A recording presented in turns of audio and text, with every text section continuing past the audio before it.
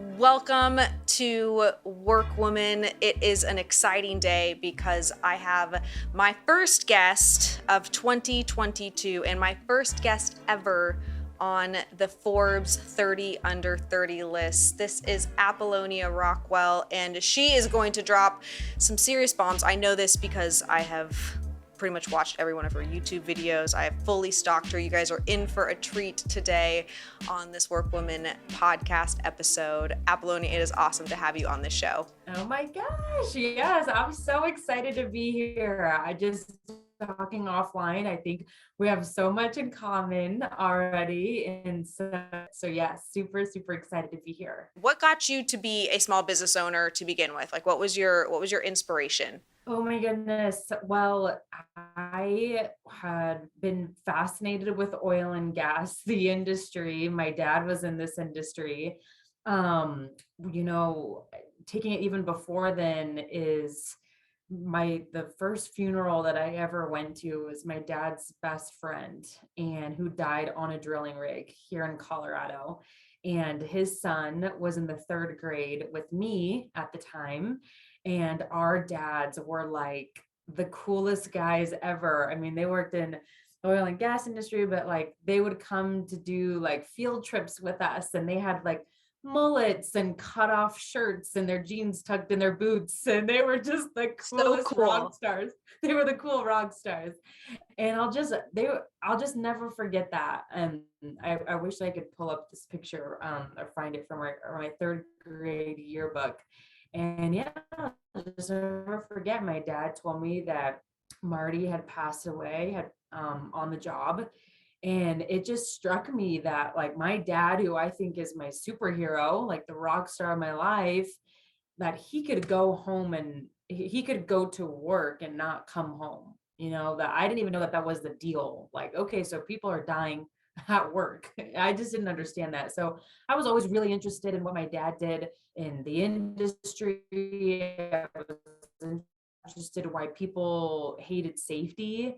And then when I was in college, I worked for an oil and gas company doing their safety program. And then what led me to start the business is one day a company called me and said, "Hey, I have a guy in my pickup truck here and he mangled both of his hands off. And we're from North Dakota. We're not from here. Do you know where the local hospital is at?"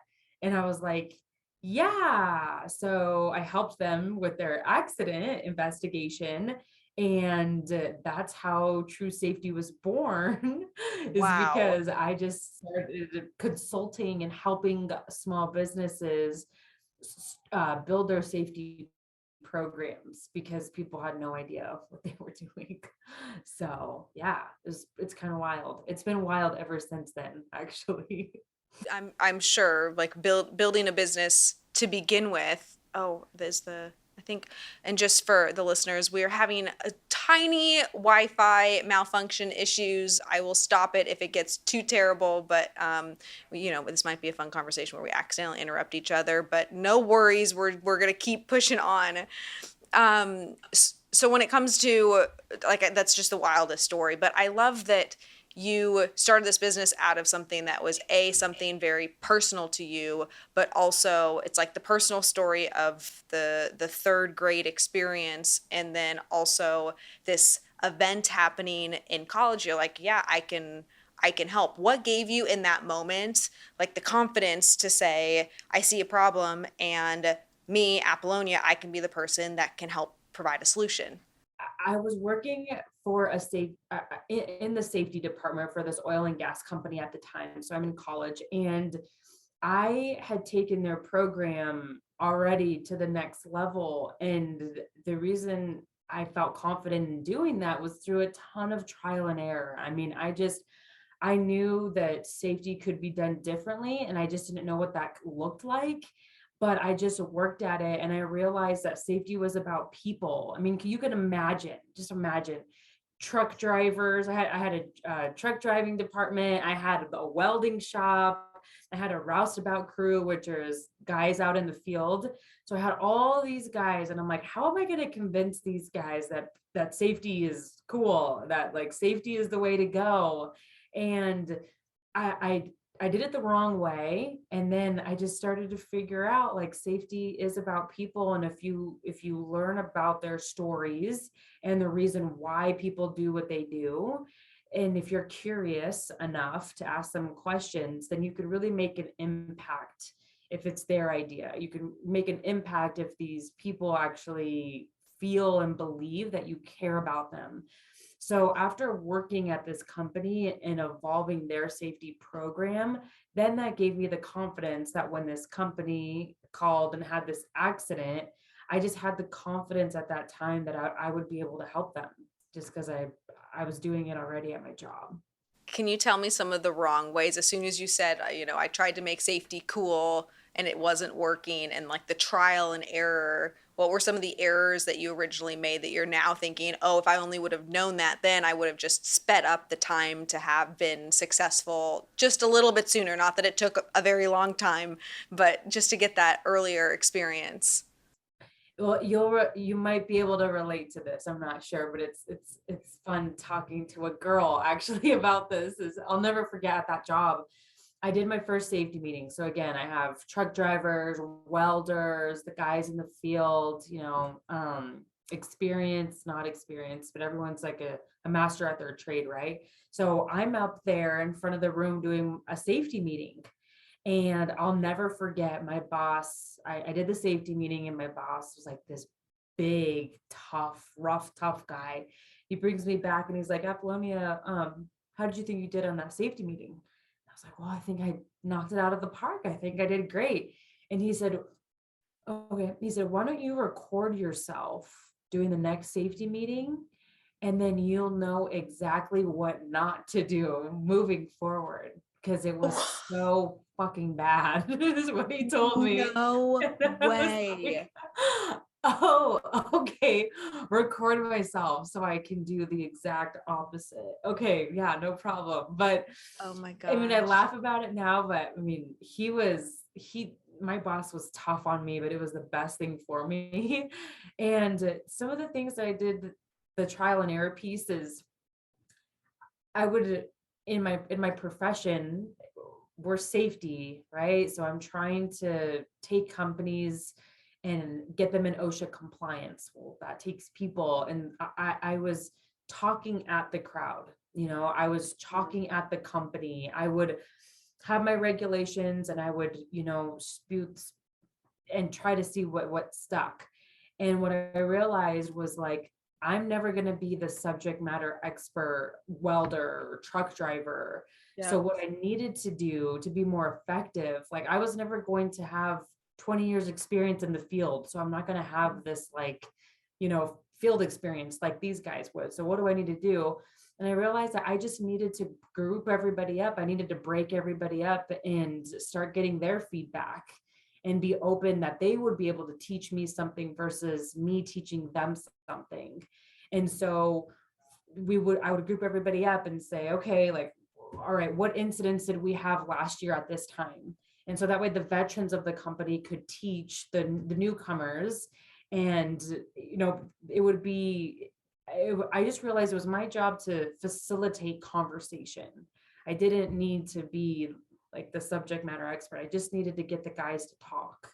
How do I get the guys to talk? And was that first presentation you just like, when you looked back, did you watch it and were you like a little cringy? Because I've made more presentations like that than I care to admit, and it's terrifying watching it. Or was it your boss being a little too harsh and you're like, oh, that wasn't actually that bad, but I could tweak it?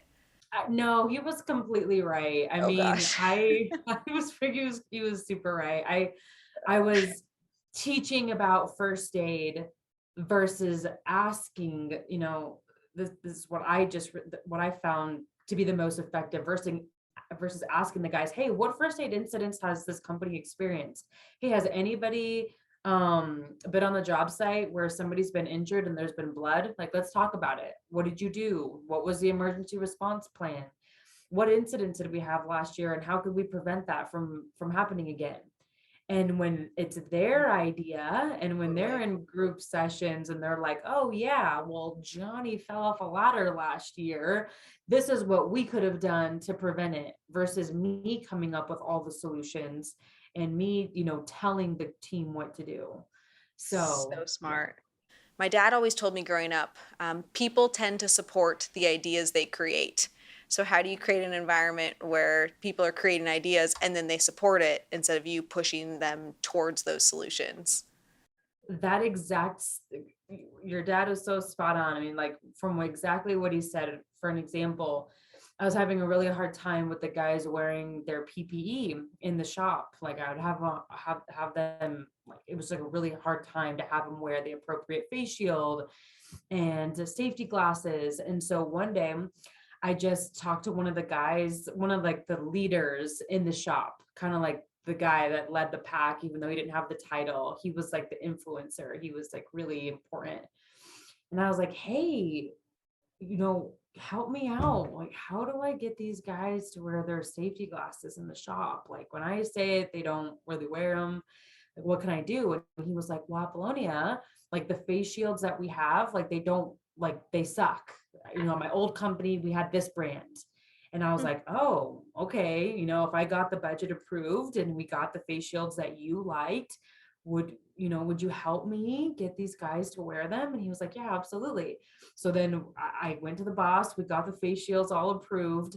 And then sure enough, I mean, he took ownership in that because it was his idea. They were his face shields. So every time I left the shop, it didn't matter. He would make sure that the guys were wearing their safety glasses and their face shield, their appropriate PPE. He would be the one that would implement it because it was his idea. So that's very spot on.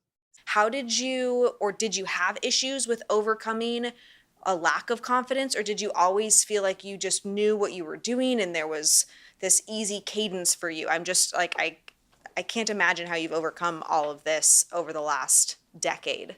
I really, really struggled at first. I mean, I was intimidated to go out in the field, and I had a Jetta when I was working at that company, and like driving my Jetta out to location, and I would wear my hard hat, and I would just be out there, and I would be so intimidated for sure. And Yep. it just took a while to understand that I just needed to, like, my job, if I could have just given myself this advice, it would have saved me a lot. But my job was to build relationships. Hmm. And I didn't know that at first. I didn't know. I thought it was, all eyes on me. So I need to be the best safety expert. I need to know all the regulations. I need to know da da da da da. But it's like actually they could care less if I knew anything about safety. Mhm. It was more, am I there to, do I actually care? Like, do I actually care about their families? Their wives, the kids? If I could tell them like, hey, wear your safety glasses, like you're gonna want to see little Benjamin grow up at his second birthday. Hey, put your safety Wow. glasses on. You want to be there Yeah. for this weekend's event. Like once I knew those things and I knew about their families and I cared about them enough, then they knew that Apollonia is not just out here to be a safety cop. She's not just out here to show me that she's smarter than me or whatever. Like she genuinely cares about my family. And so that all happened because I had to have a curious approach, and I had to, talk to them when we weren't in the field, before hours, after hours, really getting to know them. And so I think that's where it started. But no, I was very, very intimidated at first. What was your self-talk like when you felt intimidated? Like what were you saying to yourself to allow you to wake up to your alarm that morning, to get ready, to put the hard hat on, to drive there? Like what do you have anything that you would say like over and over again of like, oh, this like I can do this or whatever that might be for you? Yeah, gosh, I mean, that's a good question. I didn't really have anything that I would like tell myself over and over, but Okay. maybe it was more like my dad and my mom, they had and have extreme work ethic. And when I got my job at this company that I'm referring to, when I first got it, I talked to my boss. I said, okay, like I'm in safety. what am I supposed to do? And I'll also never forget, he was like, figure it the fuck out. Oh That's my, what you need to do. I'm gonna grab my charger really quick. And I was like, oh, figure it the F out. Got it, got it. And I that's so you just start called, saying that to yourself. Just come on, figure just the figure it out. yeah, yeah. I called my mom crying in my Jetta and I was like, Mom, my boss is terrible. And she's like, you better figure it the F out too. So I think that like my parents, maybe their words always just rang in me of like, you just need to figure it out. Like Mm, you just need to keep going. Like there is no quitting. There's no, feeling sorry for myself. yeah, No, that it was just like, keep going, keep going. so cool. I love that. It's I think really helpful for people to hear what it took because most people, I think most people who listen to this podcast are like in this process of likely having to separate from friends that aren't serving them, relationships that aren't serving them, bad habits. But when you're about to make that decision, or when you're a few days in, or maybe a few weeks into just making a change in your life, like you want to hear that other people have made these sacrifices too. And so hearing you, like I'd love to fast forward to today and the hiring challenges, but I think it makes it really real for people that it's not like you just showed up one day and showed up today in 2022 and everything's just peachy and glorious. Like it actually, there's just a lot of stuff that you have to overcome in order to lean into opportunities, and it doesn't just happen because it's easy. It happens because you had to have a lot of hard conversations with yourself and confront yourself in what you were scared of or what you're intimidated by. So it makes me feel good that a, I'm not the only one. B, I know this audience is listening, thinking, okay, great, she's like me. We can relate on these things.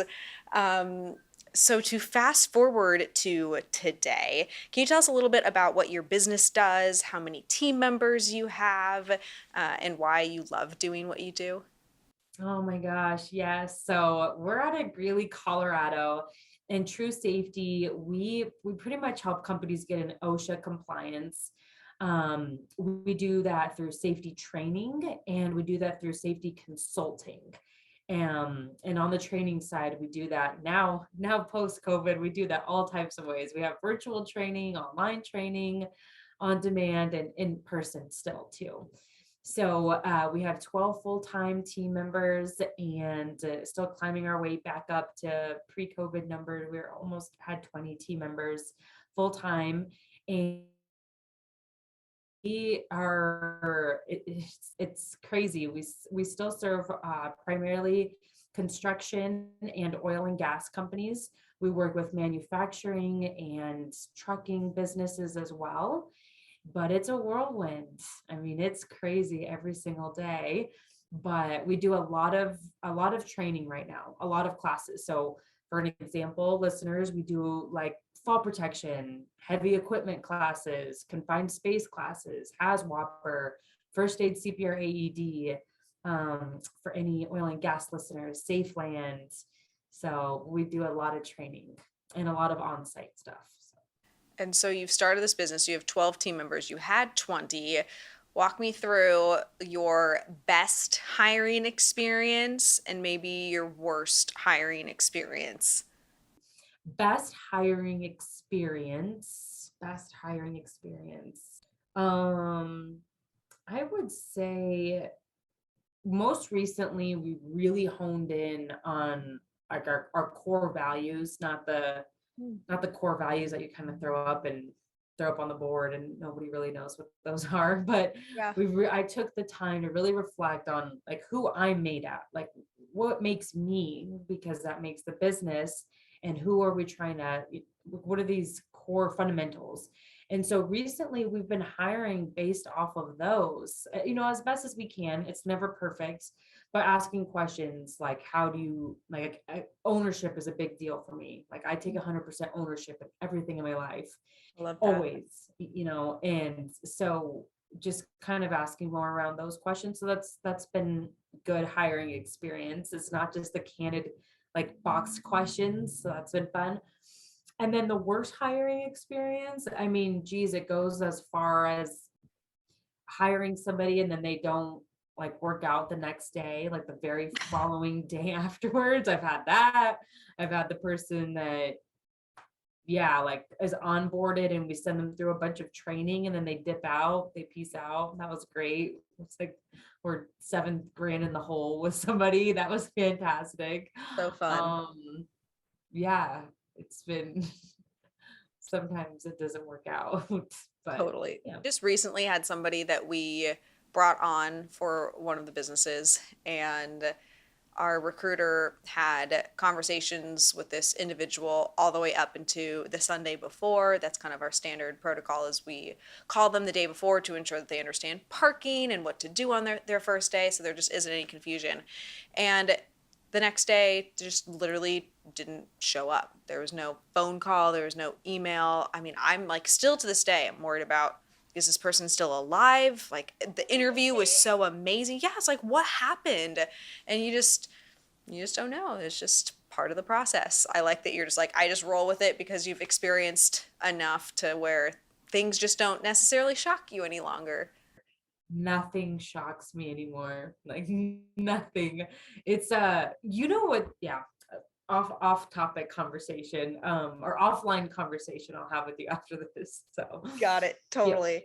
Yeah, hiring, a lot of the people that listen to this are business owners, and one of the things I specifically help them with is, how do you find people in a post-pandemic but still like the great resignation time that we're living in, and I would assume with the industry that you're in that you experience just talent challenges for finding people who are excited and motivated and ready to be all passionate and show up to your business to help you every single day. How have you kind of combated those issues that just the marketplace has created over the past 18 months?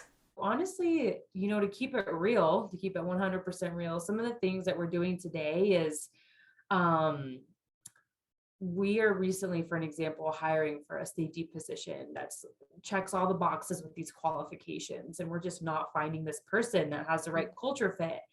And these last two team members, what we've done is we're just training from within. Like when we have A+ team members, but their skills and qualifications aren't there. I know you hear about this all the time, but I'm just keeping it real. And what we're doing, we're just investing into the team, Yep. because because right now we have a group of hungry, passionate, like super loyal to the brand type of people. I mean, just some incredible humans. And so they're saying, hey, I have my hand raised, like I would like to go to the next level. Yeah. Instead of you hiring Apolonia, that's what they tell me, like instead of you hiring somebody Apolonia that has like a super high salary for this position, like just like invest in me, like I will gladly take these classes and do whatever it takes. So we've been taking that route, and it's been working. Amazing. I love that. That's so awesome. I'm such a big fan of having team members. Most of our leadership team actually here in this business have been working. One of them has worked with my husband now for 15 years. She's transitioned through 3 different businesses with him, and all of them, there's, I think, 9 team members. We have about 80. There's 9 team members that have made some sort of transition, and every one of them, it was like they started at a coordinator role making 30,000 or 40,000, something that's a very entry level position, and have moved into director level roles, vice president roles. And to be able to provide that opportunity for people, it's like those are the people that you can lean into. It's not that you can't bring in new great talent, but I think a lot of business owners just go wrong when they think, oh, I'm just going to hire this really experienced person and plop them in my culture and expect that everything's going to get fixed, because oftentimes not only does it not get fixed, but it gets worse because they have their ideas and then you trusted them. Have you had any of those experiences where you thought, oh, this person's just gonna save everything, and then it just didn't exactly work out as planned? Yes. Yeah. I can't tell you how many times I've experienced that, just wanting to hire everybody, hiring somebody that checks the box on what we're looking for, like checks every single box. and they're going to come in and save the day. And for whatever reason, it doesn't work out. Maybe it was us, or maybe it was just their circumstance. I mean, and you just have to roll with it and just have to keep going. When it comes to learning new things, and as you grow your business, I'm sure today you are still challenged with things that you're like, I've never had to do this before. I don't know how to necessarily do this. What is your process for when you're dealing with something you're like, okay, great, I don't know how to do this? How do you take the next steps to figure out how to do the thing that you don't know how to do? I'm big in always learning and growing and, being curious, like genuinely curious. I'm the first to raise my hand and say that I don't know something. Like I'm the first to call a friend, to call a business mentor. I mean, like I have, like you said, the listeners are probably business owners or leaders. And, I have probably my three go-to business mentors. And so Okay. one thing that helps me shortcut, bad ideas or trial and errors is that I have these mentors in different categories of my life. And I'm Mm. sure you do too. Like these are my life mentors. These are my business mentors. And this is like relationship mentors. And so I have those people in my life that, that I could always call on and go to. So I think that's always been really important to me is mentorship. So, just to dig a little bit deeper into that, if somebody's listening to this and like, I would love to have a mentor to call, I don't currently have a mentor to call. How would you recommend they go about getting these mentors, and how did you go about finding these people in your life? I found great people because I decided to be great in that moment. Mm. And good mentors will find you like that. Good mentors aren't going to find you when you're at the house eating cheeseburgers on the Mm. weekend. Like Nope. what's fighting you there. I was taking all these classes and I decided to like stand out in my class and be the one that was like super involved and asking questions and staying instead of on the breaks, like on Facebook the whole time. I was, hey instructor, I have more questions. Yeah. So like I stood out. And so great people ended up finding me because I took the courage to step outside of my comfort zone, and I found these people. So I that was love one that. business mentor. And and if you don't have mentors right now, that's okay. I've always heard too, if you don't have a mentor right in front of you, listen to an amazing book. Like Mm. find a damn good book and you Mm. will listen to great mentors and the legends in the Yeah. business space. And that can be your mentor. What's your favorite book? Be obsessed or be average. No way. Yeah, it really No is. Like it is. way. Yeah.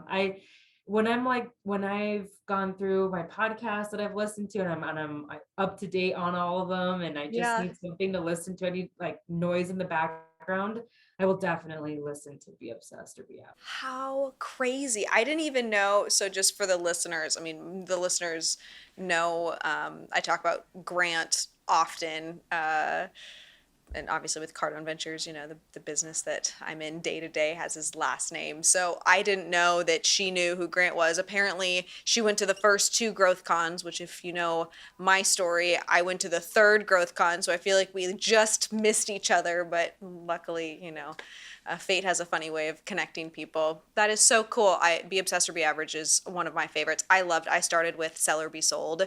And so for me, that book is just it will always be my favorite Grant book, but I can't really pick because all of them just are talking to a different audience or a different place in your life. Sometimes you need to be sold on something, sometimes you need to learn how to market something, which for me that's his book, If You're Not First You're Last.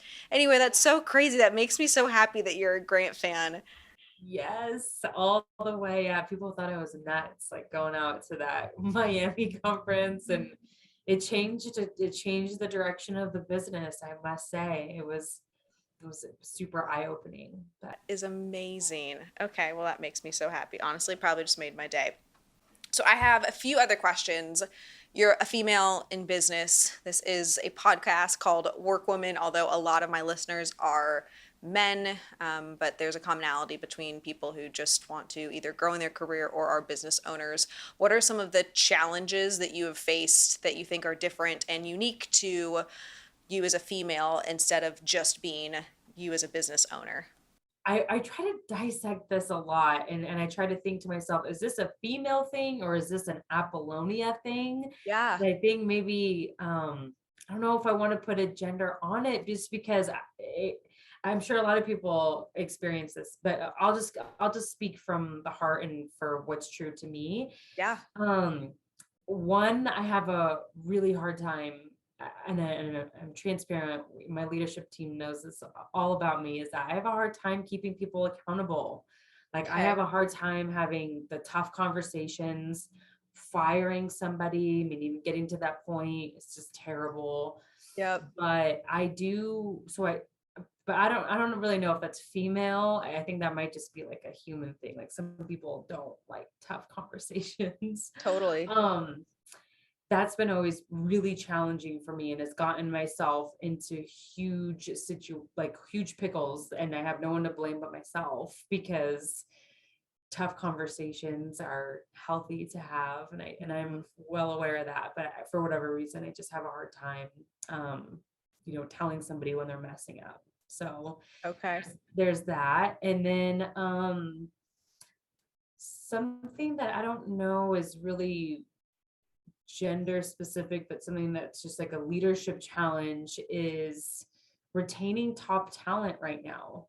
Mm. And that's been really tough, is paving out the path as a visionary, painting out the path for 2022 for my team, and then constantly feeding them the vision to stay excited and stay motivated, and to continue to have that hunger when my team wakes up, because I've always believed that if the challenge isn't great enough, if the business isn't exciting and evolving, well Yep. then sure, people are going to leave Hmm. eventually.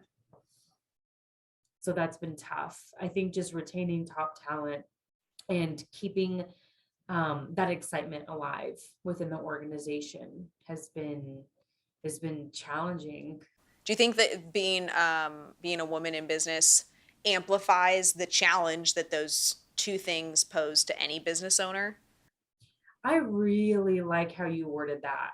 I really do. I do think that being younger, and I almost think that that's also been really challenging.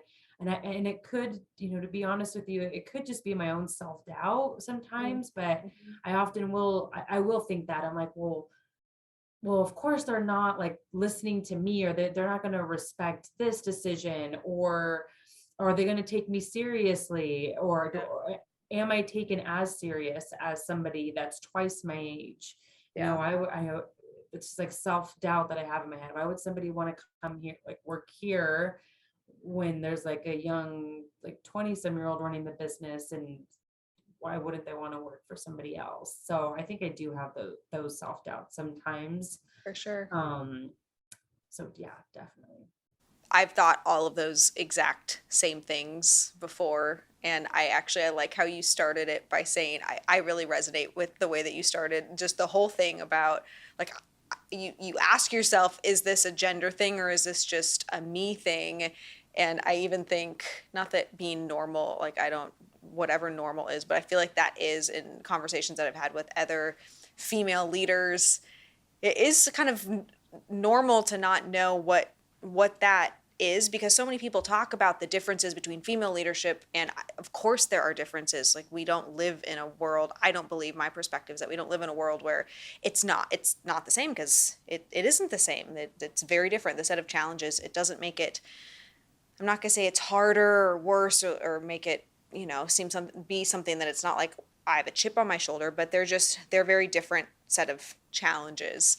But for you even to sit back and be like, is this a female thing? Like, I'm not really sure, because it's just your life experience. It's your human experience being a leader in your 20s in this business. And maybe it is, maybe it isn't. But at the end of the day, I think what's cool about your story is like Okay, maybe it's a me thing, maybe it's a female thing. Regardless, you're making the decision to move forward and to cast a vision for your team and to keep figuring it out and keep trying to hire new people, because it doesn't really matter at the end of the day. All that matters is wherever it is that you are going. So, speaking of which, so the future, you just were named Forbes 30 under 30, an incredible accomplishment.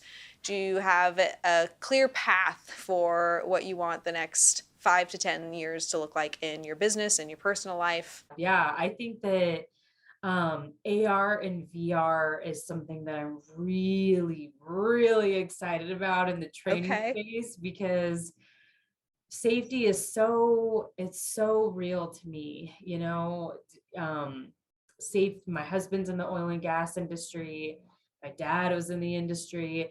My little brother is. So safety is so personal and so real to me. And so the reason why I'm excited about AR and VR is because we have the opportunity with new technology to bring to life a job site Mm. before an employee hits the field. They're really able to experience and identify hazards from a classroom, experience the working conditions in a classroom, the stressors in a classroom before they hit the field. And so the more real life that you can make an experience, obviously, then the more memorable it'll be. And so when we're teaching techniques like for fall protection, confined space, or lockout, tagout, we have more of an opportunity and a chance that employees will actually retain something from that class and take it through with them during their employment of that job. So So I cool. definitely see us playing around in that space and having a world-class training facility that people fly into, and this is where you go for your workplace training. So that's our goal, is to have the number one workplace training facility in the world. This has been such a pleasure. I am so excited to be able to meet you, hopefully soon in person. For the listeners, where can they go to find you and stalk you and figure out all the things for how they can work with your business? Instagram, Okay. LinkedIn, Facebook. I'm on all the platforms, and Awesome. ironically, Apolonia Rockwell, there's just one. There's just one. So I think you'll be able to find me pretty easily. So it's Perfect. Apolonia Rockwell on everything. That is awesome. Yeah, that is a very unique name. So you guys are not going to have a hard time. I will also drop it in the description of the show so that you guys can have a fast link. Apollonia, thank you for being on the WorkWoman podcast, and I look forward to talking to you very soon. Yeah, talk with you soon. Thank you so much for having me. I had a great time. Thank you.